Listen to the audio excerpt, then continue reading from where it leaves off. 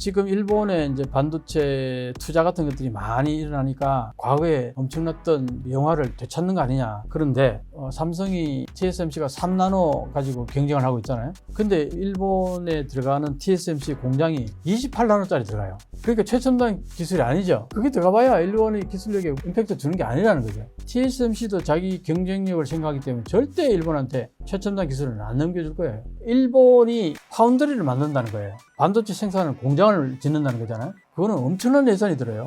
보통 50조 든단 말이에요. 근데 그게 돈 누가 되느냐요. 7개 대기업들과 대은행 합쳐져서 8개 기업들이 합작을 해서 이걸 만든다 그래요. 근데 지금 각 기업들이 돈을 낸 게 얼마냐? 10억 엔씩 냈어요. 100억도 안 돼요. 그러니까 우리 돈으로 1000억도 안 되는 거야. 60조 돈 있어야 공장을 지을까 말까인데 이 기업들이 아예 낼 생각이 별로 없는 거야. 왜냐하면 과거에 정부가 해가지고 다 망했거든, 반도체. 그러니까 이 기업들이 정부에 대한 불신이 있어요. 그래서 10억밖에 안 낸 거야.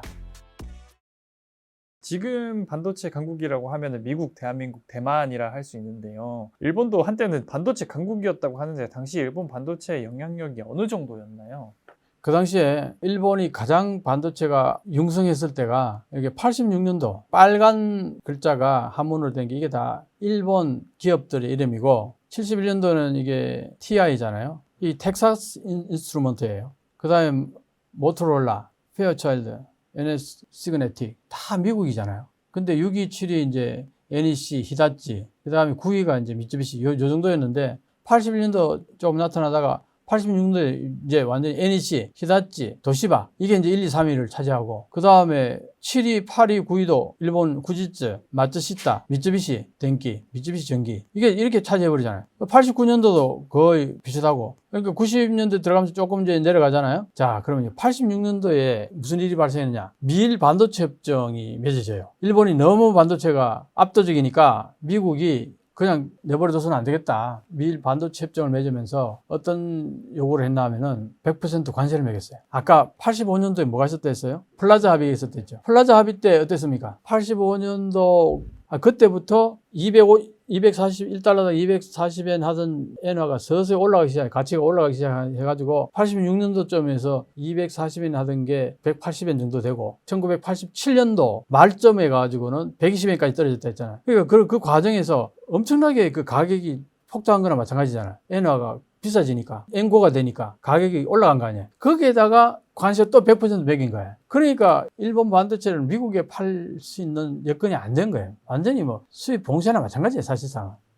그렇게 되면서 타격을 받는데 그래도 86년도 그랬는데 89년도도 예전하잖아요. 그래서 91년도에 제2차 미일 반도체 협정을 맺어요. 5년 동안 때렸는데도 잘 안 죽으니까. 그래서 그때 20% 무조건 외국에서 제작한 반도체를 일본 가전제품이나 이런 데 사용하라. 그래버린 거예요. 그때 이제 타격을 이제 많이 입었겠죠. 그걸 이제 잘 봐야 돼요. 그럼 일본이 어떻게 해서 이렇게 컸을까? 이걸 봐야 돼요. 반도체는 본래 미국 기술이에요. 미국이 일본의 기술을 어느 정도 전수를 해줬어. 과거에. 왜 전수를 해줬느냐? 이걸 알아야 돼요. 2차 세계대전에서 원자폭탄 2개를 터뜨려서 일본을 완전히 항복시켰잖아요. 그리고 나서 이제 점령하러 들어가가지고 일본을 2번 다시 미국에 기어오르는 그런 국가 절대 허용할 수 없다. 2번 다시 못 기어오르도록 중소규모의 농업 국가를 만들어 보려고 플랜을 다 짜고 들어갔어요. 메가더 장군이. 그래가지고 대기업들 전부 다 쪼개고 전범 기업들은 전부 추방하고 막 이렇게 했다고요. 그랬는데 45년에도 그렇게 들어갔는데 47년쯤에 전 세계에서 냉전 기미가 스물스물 기어오르기 시작했어요. 그 냉전의 기운이 나오니까 소련과 중국 공산당이 과거에는 연합군이었잖아요. 일본이 주축국이고 이쪽을 상대로 동료였단 말이에요. 이게 냉전이 터지면서 동료가 바뀌는 거예요. 적과 동지가 바뀌는 거예요. 그 미국 입장에서는 일본을 키워가지고 어느 정도 힘 있는 방파제 역할을 할 수 있는 국가를 키우려고 하는 거예요. 반면 소련은 봉쇄하고 중국 공산당도 봉쇄하고 거기에 일본은 한마디로 미국에게 혜택을 보기 시작한 거예요. 미국이 일본을 키우기 위해 가지고 재정적인 지원도 해주고 반도체 기술 같은 것도 전수해주고 그리고 미국 시장을 무한대로 오픈시켜준 거예요. 그러니까 일본 반도체 이렇게 큰 게 사실은 미국 때문에 컸다고 해도 과언이 아니거든요. 키워줬다가 너무 크니까 주저앉힌 거예요. 앉히려고 한 거라고. 그러니까 미국을 꼭 깡패라고 딱 단정적으로 얘기하기에는 좀 무리가 있는 거죠. 그리고 어쨌든 미국은 냉전 기간에는 일본에게 많은 편의를 봐줬다가 냉전이 끝나갈 무렵쯤 돼서 가만히 보니까 미국은 냉전에 에너지를 다 쏟아버리고 자기 경제에 신경 쓸 여유가 별로 없었는데 냉전이 끝나고 냉전에서 승리하고 딱 돌아보니까 제주는 곰이 부리고 돈은 일본이 다 벌었더라 이거야. 그래서 그때부터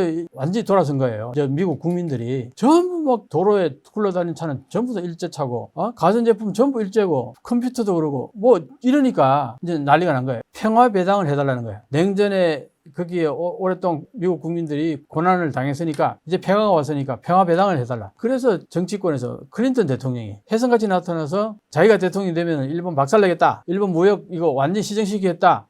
지난번에 트럼프가 했던 것 같은 그런 맥락인 거예요. 그러니까 압도적으로 대통령이 당선된 거야. 되고 나서 클린턴 대통령 시절에 일본 두들겨 패고 저편 패싱. 그전에는 아시아에 왔다 그러면 무조건 일본을 돌렸는데 일본 돌리고 중국 돌리고 한국 돌리거나 밀었는데 클린턴 대통령은 일본은 안 가고 중국에만 간 거예요. 그 패싱이었어 그때. 그 다음에 저편 나싱이라까지 얘기했어요. 이제 일본은 없다. 그래서 클린턴 대통령 때는 주적을 거의 일본으로 돌렸어요. 그게 90년대 초반이야. 그때 일본이 엄청 힘들었어요. 그리고 얼마 안 있다가 IMF 터졌잖아요. 97년도 아시아 금융위기. 그 여파라고 보면 돼요. 클린턴이 아시아를 완전히 쥐어짰다고요. 주 타겟이 일본이었어요. 파편 맞은 거지. 우리는 파편 맞아가지고 전사한 거고. 우리나라 반도체 산업도 결국 일본의 전철을 밟으며 쇠락의 길로 가는 것이 아닌지 염려하시는 분들도 있는데 우리나라 반도체 산업의 미래는 어떻게 보시나요? 우리나라는 일본하고 달라요. 어떻게 다르냐? 일본은 반도체 생산했는데 그 반도체가 어디에 쓰였느냐? 일본이 그때 엄청나게 전 세계를 석권했던 전자제품에 반도체가 많이 들어갔어요. 그리고 디지털화 하는데 다 반도체가 들어가잖아요. 근데 일본은 디지털화를 안 했어요. 그러니까 어떻게 전자제품도 서서히 사양산업으로 가서 사라져버렸고 그 다음에 아날로그 사회에서 멈춰가지고 디지털화도 안 됐어요. 반도체 쓰는 데가 어디 있어요? NTT라든가 뭐 통신 쪽에 좀 있었겠지만 그것도 어쨌든 통신사가 89년도는 시가총액이 전 세계에서 톱이 NTT였어요. 20년 정도 지나고는 흔적도 없이 사라져버렸어요. 일본 기업 자체가 축소된 게 아니라 정체되는 상황 속에서 다른 전 세계에서 급팽창, 미국 같은 경우는 가파 같은 경우는 뭐 엄청난 발전을 한 거 아니에요. 무에서 유를 창조하는 거 마찬가지예요. 페이스북, 뭐 아마존, 뭐 애플, 구글 그게 성장하는 동안 일본에는 그런 게 하나도 없는 거예요. 지금 일본에 뭘 써요? 메신저 라인 쓰잖아요. 그 라인 누구 거예요? 한국 거잖아요. 일본은 그 메신저 하나 없어요. 그러니까 한마디로 아날로그 사회. 한국에 라인이 없으면 그게 안 돼. 대화가 안 돼. 이게 일본 사회예요. 그럼 그 반도체 만들어가 어디서 쓰냐 이거야. 그러니까 망해버린 거죠. 그래서 지금 일본이 반도체 남아있는 거는 유일하게 자동차에 들어가는 반도체는 일본 자동차 산업은 아직 건재하잖아요. 그러니까 그 자동차에 들어가는 반도체는 여전히 일본에서 만들고 있는 거죠. 일본은 그렇게 해서 망했단 말이에요. 미국의 배싱도 당했지만 자체 내에 문제도 있었잖아요. 몇 개 간단하게 더 얘기하자면 일본의 어쨌든 그 반도체 기술 자체의 문제도 좀 있었어요. 그래서 결국은 그렇게 망했는데 우리는 그게 아니라는 거야. 우리는 예를 들어서 메모리가 아주 전 세계적으로 석권하잖아요. 그 메모리가 탄탄하단 말이에요. 그러니까 그 기술을 경쟁해서 들을 만한 회사가 그렇게 많지가 않아요. 그리고 삼성은 자체적으로 엄청 노력해가지고 그걸 사실 객관적으로 쟁취한 거랑 마찬가지예요. 뭐 미국이 엄청나게 뭐 도와줬거나 뭐 그렇다기보다는 이건 있어요. 일본 반도체 베싱할 때 그때 슬쩍 삼성을 밀어준 건 있어요. 미국이.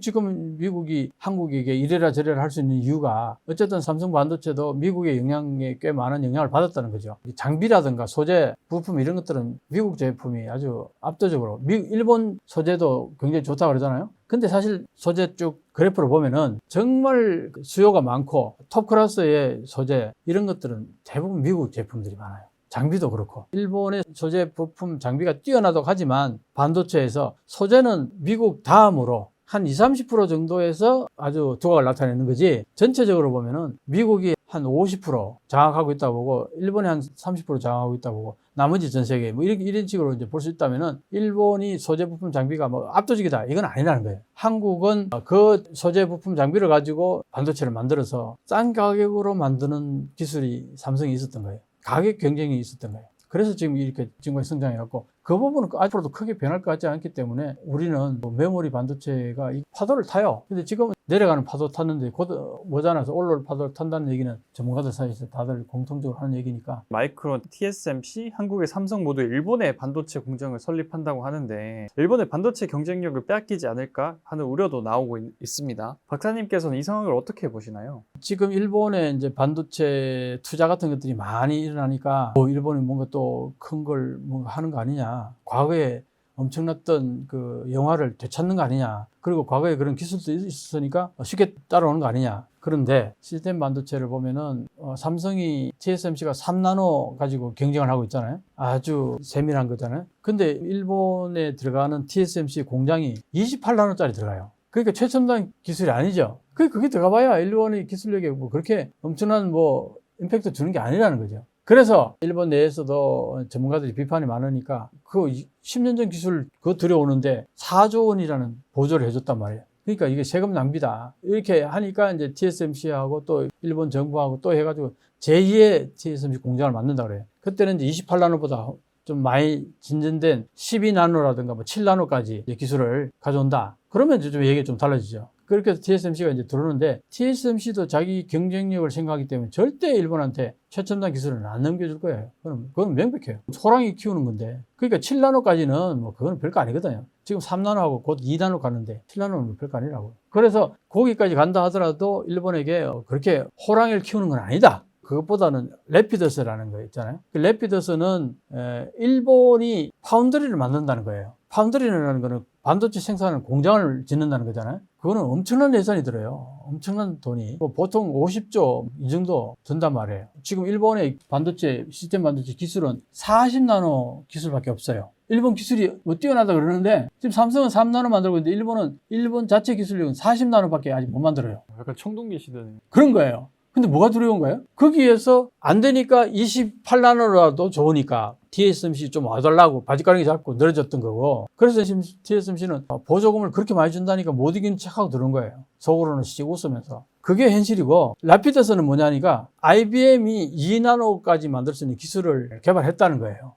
근데 기술 개발은 또 그렇게 할 수 있어요. 문제는 뭐냐? 기술력 가지고 양산을 할 수 있느냐 문제예요. 이 양산 기술이 어려워요. 이 기술력 가지고 양산하러 가가지고 처음에는 불량품밖에 안 나오는 경우가 있어요. 거기서부터 계속 조금씩 미세 조정해가지고 수율을 높여나가는 거거든. 이게 양산 기술이에요. 이 양산 기술이 IBM에는 없어요. 그러니까 이것만 가지고 그 양산 기술을 일본한테 너희들 한번 해보라고 한 거예요. 그러니까 일본 입장에서는 그게 미국이 기술을 준다니까 그래 한번 해보자 하고 으쌰으쌰 하는 거예요. 근데 대부분의 전문가들은 거의 불가능하다고 보는 거예요. 왜냐? 일본의 기술력이 40나노라고 그랬죠? 40나노 만드는 기술자가 2나노를 어떻게 만드냐 이거야. 라피더스 공장을 세워가지고 기술자들이 뭐 150명, 160명 정도를 기술을 배우러 보냈다는 거야, IBM에다가. 거기서 열심히 이제 배우고 있겠죠? 그 기술은 배운다 치더라고. 와서 양산하는 게 양산 기술력이 있느냐 이거예요. 그 부분이 문제고, 또 하나는 예산이 돈이 그렇게 많이 든다고 그랬잖아요? 근데 그게 돈 누가 되느냐 이거야. 50억, 60억 가까이 되는 돈을 누가 되느냐. 그게 래피더스에 참가하는 기업들이 NEC, NTT, 미쯔비시, 소니, 손정희, 소프트뱅크 7개 길어서 같은 대기업들과 대은행, 미쯔비시 은행이 합쳐져 가지고 8개 이 기업들이 합작을 해서 이걸 만든다 그래요. 근데 지금 각 그 기업들이 돈을 낸 게 얼마냐? 10억 엔씩 냈어요. 87억 정도. 100억도 안 돼요. 7개 회사가 10억씩 냈어. 그 다음에 이 은행이 3억을 냈어. 3억 엔을. 그 73억 엔이에요, 지금 현재. 100억 엔도 안 돼요. 그러니까 우리 돈으로 1000억도 안 되는 거야. 60조 돈 있어야 공장을 지을까 말까인데 요거는 종잣돈이라고 그러지. 지금은 앞으로 돈 낼 거야 이러는데 내가 볼 때는 이 기업들이 낼 것 같았으면 처음에 10억 내겠어요. 아예 낼 생각이 별로 없는 거야. 정부가 한다 그러니까 교재비로 냈다 그래. 왜냐하면 과거에 정부가 해가지고 다 망했거든, 반도체. 그러니까 이 기업들이 정부에 대한 불신이 있어요. 그래서 10억밖에 안 낸 거야. 그러니까 일본 정부가 돈을 냈어요. 처음에는 700억 냈다가 2,600억인가 다시 또 더 냈어요. 그럼 자 얼마입니까? 넉넉 잡아 3,500억 엔을 만들었어요. 3,500억 엔이면은 3조, 우리 돈으로 3조 조금 넘어요. 10분의 1밖에 아직 돈이 안 거쳤다는 거예요. 근데 지금 벌써 올해 다가가고 있는데, 그리고 그거 2나노를 언제 만든다 그래? 2025년도에 시제품 만들고 2027년도에 양산한다 그러는데, 이거 보고요. 진짜 잘하는 전문가들은요. 거의 코드 숨도 안 쳐.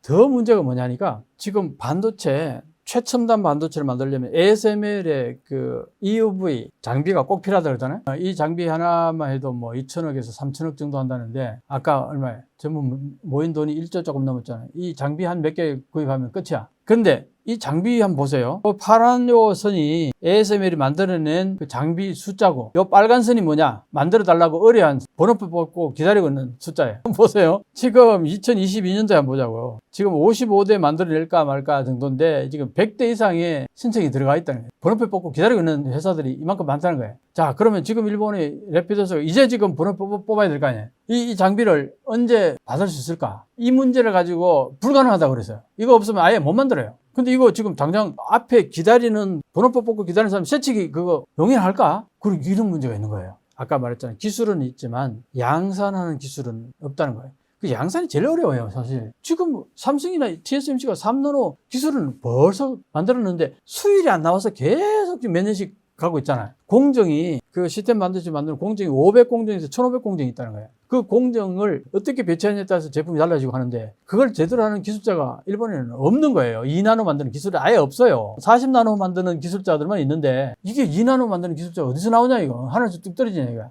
또 하나는 제일 큰 게 뭔지 알아요? 그 반도체를 만들면 어디다 팔 거냐? 애플이 TSMC 아니고 삼성 것도 안 사요. TSMC가 제일 좋으니까. 그리고 지금 그 수요가 많은 그 기업체들은 TSMC하고 삼성 거를 살 거란 말이에요. 근데 지금 이 래피더스가 처음 만든 제품 그 사가지고 잘못하면 불량품 나버리면 망한다 기업이. 처음에 선뜻 사겠냐 이거야. 그 제품 만들어놔도 팔이 날 수 있다니 이게. 약간 반도체 산업은 우리나라의 경제를 약간 받치고 있는 큰 기둥 중 하나잖아요. 우리나라 반도체 산업이 일본의 추격에 흔들리는 게 아닐까 걱정도 하는 것 같아요. 당연히 걱정이야 할 수 있겠죠. 왜냐하면은 일본이 그렇게 흥했다가 한순간에 망하고, 노키아도 핸드폰 그렇게 잘 나가다가 하루아침에 망해가지고 뭐 사라져버리고 공룡 분해돼버리고 이런 게 있으니까, 이게 반도체라는 게 워낙 그 규모가 크고 해가지고 이게 뭐 한번 꼬라박으면 뭐 그 뭐랄까 손실이 엄청나고 이러니까 자금 못 버텨가지고 망하는 경우도 많단 말이에요. 그래서 이제 삼성은 자금이 충분하다는 거예요. 반도체만 있는 게 아니잖아. 그러니까